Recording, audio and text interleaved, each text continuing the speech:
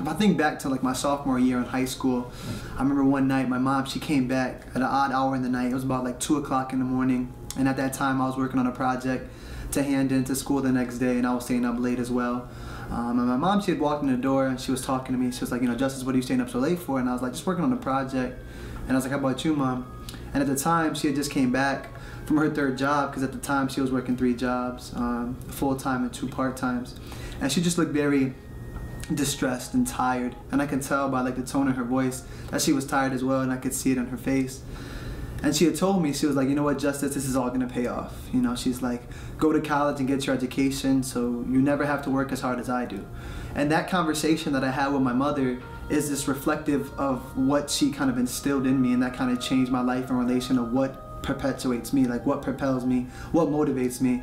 That conversation that I had with her like instilled this ambition within inside of me to become the best me that I can be, whether that was for my family, for myself, for just like the world. When I look back, I want to look back on life and say like I made this world the best that I can before I passed away.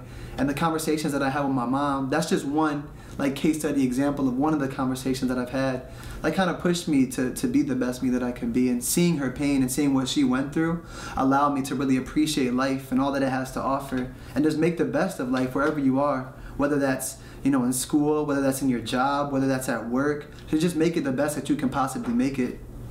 But also like with my father, like just seeing him struggle as well. I think the struggles that I've seen in my life have able to cultivate a work ethic, an attitude of gratitude, ambition, thankfulness inside of me that I carry with me, not just through my schoolwork, but it's a characteristic, it's a lifestyle, it's something that we carry with ourselves when we wake up, when we go to bed, when we interact with individuals on a day-to-day basis. Just that sheer attitude of gratitude, honestly, just allows us to make the best of our lives. And we learned that through a variety of different ways. Another way that I learned that was actually through an event that had happened with my grandmother. One day, my mom and my sister and I, we were all having lunch at Red Robin, and you know, it was right before, and my grandmother as well. It was right before I went back to school, and actually when I went in the car to leave to go back to school, I got a phone call from my mom. She was like, you know, Grandma had just had like a seizure, and she was having a seizure in the middle of Red Robin. So as I had left, you know, simultaneously as I was leaving, she had had 2 seizures simultaneously on both sides of her body, and she had lost all control of everything. So she was unable to control her body, and she was just like throwing up and things like that. And this is the middle of the restaurant, and my mom and my sister, they were like terrified. They didn't know what to do. And just from that experience, I asked my mother again. I was like, you know, it was her birthday a couple of weeks after, and I was like, Mom, like, you know, if you can give one piece of advice to people, like, what would it be and why? And she was like, Justice, just appreciate life. Appreciate those who you have around you, because you'll never know when they'll be gone.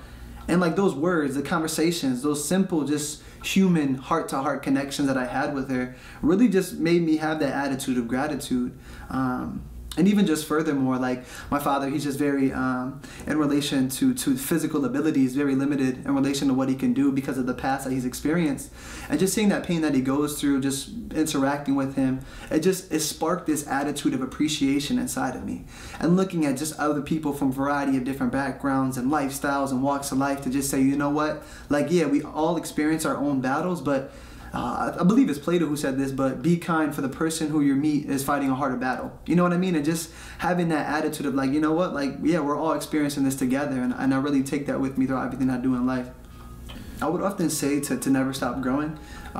In life, I often reflect on this concept of like content versus complacency, right? And I never want to become complacent in my life. And I think complacency is this state to become into when we stop trying, when we give up, when we stop learning, when we see that there's no way other out. And I think content is when we have this concept in our life and we're like, you know what, I'm content with my failures, with my successes. I'm gonna keep on trying. And even though if I may fail, I'm gonna keep on going.